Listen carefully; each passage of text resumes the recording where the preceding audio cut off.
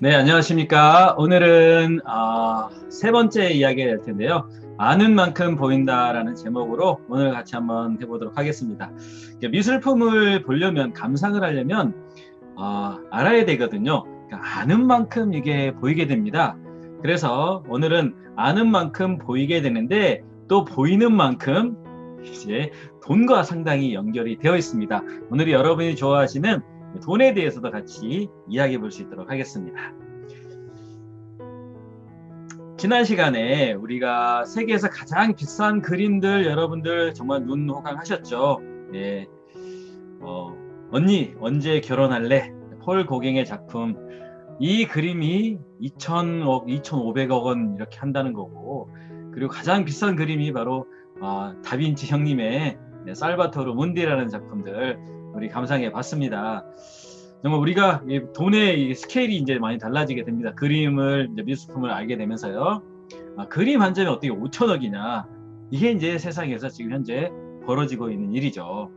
그러면 우리나라의 작가들의 작품은 도대체 얼마의 거래가 될 것인가, 이것도 궁금하지 않습니까? 오늘은 여러분들에게 우리나라 작가의 작품 여러분 소개해 드릴까 합니다. 여러분들이 아시는 유명한 작가들 뭐 많이 있죠.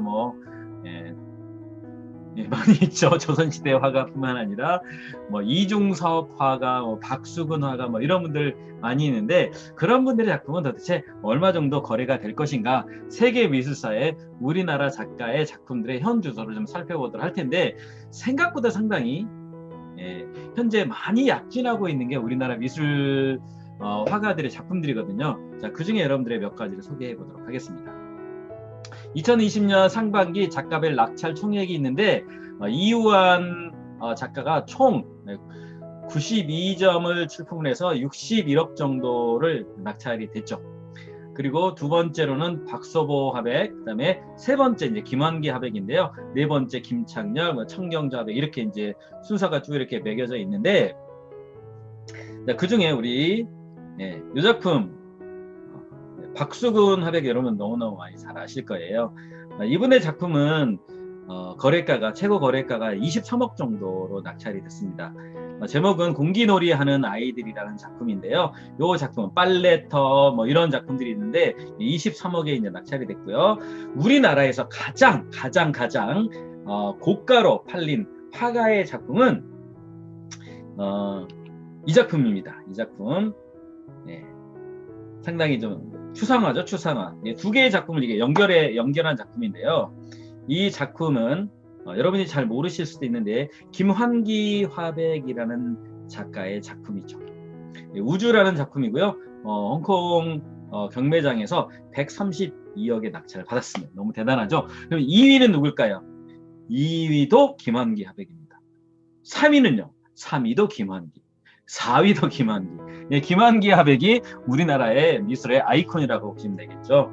그래서 김환기 화백의 작품이 1971년경에 김마태 박사라는 분이 이 작품을 사서 보유하고 있었는데, 경매장 측에서 계속 연락이 왔대요. 이걸 경매에 올리면 어떻겠냐고 계속 연락이 와서 올렸더니, 와, 생각지도 못하게 132억이라는 진짜 우리나라 최고가의 낙찰이 된 거죠. 대단하죠? 우리나라도 상당히 최고가는 아니지만 5천억에 비할 바는 아니지만 상당히 많이 약진을 하고 있다는 거 기억하시면 될 것 같습니다. 자랑스러운 대한민국이죠. 네, 그뿐만 아니라 좀 알고 있는 사람들은 전두환 씨가 대표적인 미술의 재테크의 대가라고 보시면 되겠죠. 전두환 씨는 약 한 600점 정도의 어떤 그 그림들을 컬렉션을 했는데요. 대부분 이제 그 아들의 이름으로 이제 많이 됐었죠. 그래서 전 컬렉션이라고 해가지고 그 미술품들이 이제 검찰청에서 다 이제 압수를 해가지고 이거를 이제 그림을 경매장에 이제 내놓아서 팔리게 됐는데요. 네, 이게 여러 차례에 거쳐서 이제 경매가 되거든요. 그래서 K 옥션, 그리고 서울 옥션에 41억, 30억 해가지고 72억, 그러니까 차수를 이렇게 쭉 나오게 되는데 그런 것들이 계속 이제 신문과 방송에 나오게 되는 거죠. 그러니까 전두환 씨 같은 경우도 미래를 퇴임을 대비해서 이런 것들을 다 준비했는데 뭘 했냐? 뭐 땅도 사고 여러 가지 했겠지만 그 중에 잘 티가 안 나는 미술품들을 개인에게 구매를 해서 이게 세금도 탈세가 가능한 아주 고단위의 테크닉을 1980년부터 준비를 했겠죠. 그래서 그때 이제 김환기 화백의 작품도 이제 가지고 있었고요. 이미 이제 그때부터 가지고 있었던 거죠. 그리고 김대원 화백의 작품도 뭐 6억, 5억 이렇게 해가지고 낙찰이 됐는데 특이한 거는 미술품이 다 나온다고 해서 다 낙찰이 되는 건 아닌데 이 전두환 씨의 컬렉션들은 100% 다 낙찰이 됐다는 거. 그만큼 좀 가치도 있었고 미래를 바라보는 어떤 해안이 있었는데 그 해안은 자기가 가진 게 아니겠죠. 물론 거기서 조언하는 사람들이 많이 있었겠죠. 그리고 이제 여러분들이 이 그림 너무너무 잘 아시니까 팝 아트라고 하는데 로이 리텐슈타인의 이 작품입니다. 행복한 눈물. 만화를 이제 그림으로 이제 그리는 작품들을 이제 팝 아트라고 하는데요. 이런 그림들도 여러분 우리나라 유명한 재벌가의 사모님이 이 그림을 어떤 그 미술 이제 소개 미술 중개하는 그런 그 단체를 통해서 이 그림을 구매했다고 알려지게 되는데 이 그림이 구매가가 그때 당시에 구매가가 예전에 김용철 변호사라고 해서 삼성의 어떤 어두운 부분들을 다 폭로한 사람이 있었잖아요. 그때 이제 행복한 눈물이 바로 80억에 구매가 됐고 지금 아마 몇 년 전에 뭐 10년 전에 뭐 감정가가 아마 250억이었던가 그랬던 것 같아요. 그래서 그때 이제 그 비자금 뭐 600억이다 왔다 뭐 어떻게 됐다 뭐 이런 것들을 다 뭐 여러 가지 이제 재테크 방법이겠죠. 하여튼 그 돈들을 투자해서 이런 그림들을 사 모았게 됐고 이제 그런 미술관이나 박물관에 자기들의 미술관 박물관에 다 뭐 전시가 됐든지 아니면 어디 창고에 보관이 되어 있든지 뭐 그랬겠죠. 하여튼 그림을 아는 사람들은 그 전부터 이제 사 모았던 거고요. 우리나라는 좀 늦었습니다. 늦었는데 일본 같은 경우에는요 이미 2차 대전 전후로 시작해가지고 엄청나게 뭐 고흐의 작품, 고갱의 작품 엄청나게 많이 샀었고요. 한 작품에 뭐 1000억 정도의 그런 거래도 했었던 사람들이 바로 일본 사람들이었고 일본 그때 당시에 엄청나게 경제가 화랑일 때 그런 그림들에 투자를 많이 했었습니다. 그래서 이제 일본에 가보게 되면 서양 미술관이라는 그런 어떤 전시관도 있고요. 우리하고는 비교가 안 될 만큼 먼저 이제 투자를 했던 사람들이 이제 일본 사람들이 되겠죠. 그래서 알면 알수록 미술품은 이게 알면 알수록 돈이 되는 경우가 상당히 많이 있습니다. 여러분들에게 두 가지 영화를 소개해 드리려고 해요. 하나는 미술품에 관련된 이 작품에 관련된 정말 감동적인 영화들이 있어요. 이 영화 두 가지 영화 여러분 정말 강력하게 추천해 드리고 싶은데 하나는 구스타프 클림트의 이 그림을 유대인이 가지고 있었다가 2차 대전 때 나치에게 빼앗겼다가 그것을 다시 찾아가는 과정들을 그리는 정말 세계적인 스케일의 이제 어떤 변론들이 있어지게 되는데요. 이 그림을 이제 찾게 되거든요. 이 그림에 관련된 정말 재미있는 실화가 이 영화 안에 담겨 있습니다. 이 영화 한번 추천드리고요. 또 하나는 정말 매혹적인 그림이죠. 진주 귀걸이를 한 소녀 스칼렛 요한슨이 아주 어렸을 때 이 영화를 촬영했는데 너무 감동적인 영화고 정말 그림을 그리는 그때 당시에 어떤 풍습이라든지 어떤 그런 그림들을 그렸을 때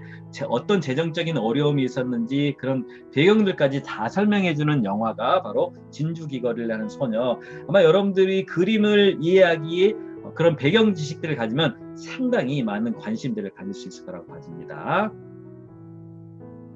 네, 오늘 이 작품은 좀 더 소개를 해드려야 될 것 같은데요. 이 작품이 말씀드렸듯이 세계에서 가장 비싼 그림 중에 하나라고 말씀드렸죠. 가장 비싼 그림입니다. 이 그림 이게 복원이 된 겁니다. 레오나르도 다빈치의 작품인데 살바토르 문디라는 구세주라는 작품이죠. 이게 복원이 되기 전의 상태는 이 상태였어요. 그리고 복원된 후의 모습이 바로 오른쪽에 있는 작품이 되겠습니다. 그래서 복원 후의 모습을 봤을 때는 우리가 이게 명작이다라고 생각을 하겠지만 복원 전의 모습을 봤을 때는 이것이 다빈치의 작품인지 혹은 다빈치를 추종하는 제자의 작품인지 이게 논란이 상당히 많이 있었거든요. 그래서 이 복원되기 전에 이 작품이 거래되는 가격이 무려 얼마였냐면요. 58파운드, 1950년대에 58파운드 약 7만 원 정도의 거래가 됐습니다. 근데 어떤 미술 수집상이 이 그림을 이제 복원을 하고요. 고증 작업을 거쳐가지고 이제 많은 전문가들로부터 피드백도 받고 검증을 받아가지고 이 그림을 이제 부활을 시킨 거죠. 이 그림을. 이게 다빈치의 작품이라는 것을 이제 확증을 끌어낸 거죠. 그랬더니 가격이 어떻게 됐냐면 2013년에 1,400억으로 엄청나게 바뀌게 된 거죠. 뭐의 차이였냐면 그 진실이 밝혀지는 거에 따라서 이게 검증이 되고 이게 진품이라는 것이 이제 전문가들에 의해서 밝혀지면서부터 가격이 천정부지로 올라가게 되는 거죠. 자, 그런데 이 그림을 누가 샀냐면 러시아의 부호가 샀다고 제가 말씀드렸죠. 러시아의 부호가 1,400억을 질렀습니다. 1,400억을 질렀는데 사람들이 어떻게 이걸 1,400억에 지르냐라고 했는데 10년이 지나지 않아서 이 그림은 얼마에 팔렸어요? 5천억에 팔리게 된 거죠. 그러면 이 사람은 이 러시아의 부호는 이 그림에 대한 가치를 알고 있었고 이 미래에 대한 가치, 다빈치의 작품이 많지가 않거든요. 그래서 이 사람은 앉아서 되팔아서 얼마 벌었냐면 가만히 가지고 있다가 얼마를 번 겁니까? 3,600억 정도를 벌었죠. 이게 지식이거든요. 자, 그렇게 해서 이 미술품이라는 건 이 작품이 5천억이라는 가치라기보다는 어떤 거래된 가격이긴 하지만 알고 모르고에 따라서 엄청난 가격의 차이를 느끼게 되는 거죠. 그래서 아는 만큼 보이게 되는 거고 보이는 만큼 그게 재화로서 이제 경제적인 효과를 갖다 누려주게 됩니다. 만약에 이 그림이 우리나라에 예를 들어서 어디죠? 우리 송파구 옆에 있는 소마박물관에 있다 그러면 모든 사람들이 이 그림을 보러 아마 대한민국에 올지도 모르겠어요. 그만큼 미술 작품이 가지고 있는 영향력은 실로 어마어마합니다. 자, 1950년대에 월스트리트 저널에 광고가 하나 나왔습니다. 뭐라고 광고가 나왔냐면 4개의 사회 스크롤이라는 건 이 두루마리를 얘기하는 거거든요. 이 두루마리를 팝니다라는 광고가 나왔습니다. 지금으로부터 약 한 2200년 전에 거슬러 올라가는 성경적인 어떤 사본이다라고 하면서 이거를 광고하는 글이 나왔는데요. 이 사본이 얼마에 팔리냐면 약 그때 당시에 2억 원 정도에 팔리게 됩니다. 이 사본은 엄청난 가치가 있는데요. 이렇게 발견된 거죠. 이렇게 발견돼서 지금 역사상 사본 중에 가장 오래된 사본으로 이제 기록이 되어 있는 작품이 이 사본이 되겠죠. 이 사본을 원래 발견했던 사람은 베두인족이라는 목동입니다. 이 두 사람이 엄청나게 유명하게 됐죠. 유명만 해졌지 돈은 누가 챙기냐면 이거를 가치를 알아본 사람이 생기게 되는 거죠. 그래서 이 사람은 지식이 없다 보니까 이거를 골동품상에 이제 팔았을 거고 이걸 산 사람은 이걸 이제 가지고 엄청난 중요한 가치성을 이제 찾게 되고 알게 되면서 야, 세계에서 가장 오래된 이제 사본을 발견하게 된 거죠. 그 전까지는 가장 오래된 게 AD 약 1000년경에 있었던 것이 가장 오래된 거였는데요. 그거에 거슬러서 1200년경으로 더 거슬러 올라가니까 기원 전으로 올라간 거죠. 가장 오래된 사본을 이 사람들이 발견한 거죠. 근데 이 두 사람이 발견한 건 발견만 할 뿐이었지 진짜로 불을 누린 사람은 따로 있었던 거죠. 그래서 왜 이렇게 이게 이 오래된 성경이 가치가 있었을 건가? 그러니까 많은 사람들이 보는 거죠. 그리고 그에 대한 오리지널이 어떻게 생겼고 지금 현재 것과 어떻게 많이 차이가 있는지 많이 궁금했을 거 아니겠습니까? 그런데 그때의 기록이나 지금의 기록은 거의 똑같다는 거죠. 그래서 세상을 깜짝 놀라게 한 것이 바로 사해사번인데 우연찮게 이 두 형님들에 의해서 이제 발견이 된 거죠. 네, 곰은 제주가 누리고 돈은 이제 누가 번다는 얘기와 마찬가지고요. 그래서 미술품도 마찬가지고요. 무엇이든지 우리가 알게 되면 그에 대한 가치를 발견하게 되고 가치를 발견하게 되면 우리가 무형이든 유형이든 내가 가치를 발견해서 그거를 상품화 시키게 되고 그것을 가치를 인정받았을 때 또 엄청난 부를 누리게 되는 그런 것들을 우리가 많이 발견할 수도 있죠. 네, 제가 좋아하는 성경 구절 중에 요한복음 8장의 내용인데 진리를 알지니 진리가 너희를 자유케 하리라. 그래서 많은 사람들이 진리를 찾기 위해서 성경도 보게 되고 성경도 묵상하게 되고 이 성경을 통해서 문화도 생겨나게 되고 예술도 생겨나고 그림, 음악, 연극, 팝, 엄청나게 많은 것들 그리고 요즘에 팔리는 상품들, 십자가 상품들이나 뭐든지 모든 것들이 이거에 관련이 되어 있는데 그래서 이 진리를 아는 것 그것이 정말 중요하게 되고 진리를 알았을 때 이 글이지만 이 글 속에서 정말 진리를 발견했을 때 우리에게 얼마만큼 큰 가치와 혜택이 있는지 이제 그런 것들을 여러분들에게 계속 나눠주고 싶거든요. 자, 오늘은 이렇게 해서 여러분들에게 짧게 이제 아는 만큼 보이게 되고 보이는 만큼 경제적인 효과를 어떻게 갖추게 됐는지에 대해서 얘기를 했는데 다음 시간에는 이 성경에 있는 내용들을 어떻게 이제 그림으로 구현해 냈는지 그거를 이제 창세기에 있는 제가 가장 좋아하는 그림 중에 천지창조 미켈란젤로 정말 너무 내가 이거 강의를 하면서도 제가 감동을 받게 되고 그림을 보면서도 너무너무 감동을 받게 되고 더 놀라운 것들은 이 안에 기록되어 있는 내용이요 너무너무 성경적이게 기가 막히게 표현을 잘 해놨다는 거죠. 그리고 이런 그림들, 색감들 이걸 그리기 위해서 얼마만큼 노력이 또 들어갔는지 그거에 대한 오리지널 본문은 어떻게 되는지 그런 것들에 대해서 다음 시간에 살펴볼 수 있도록 하겠습니다. 다음 시간에 만나도록 하겠습니다. 감사합니다.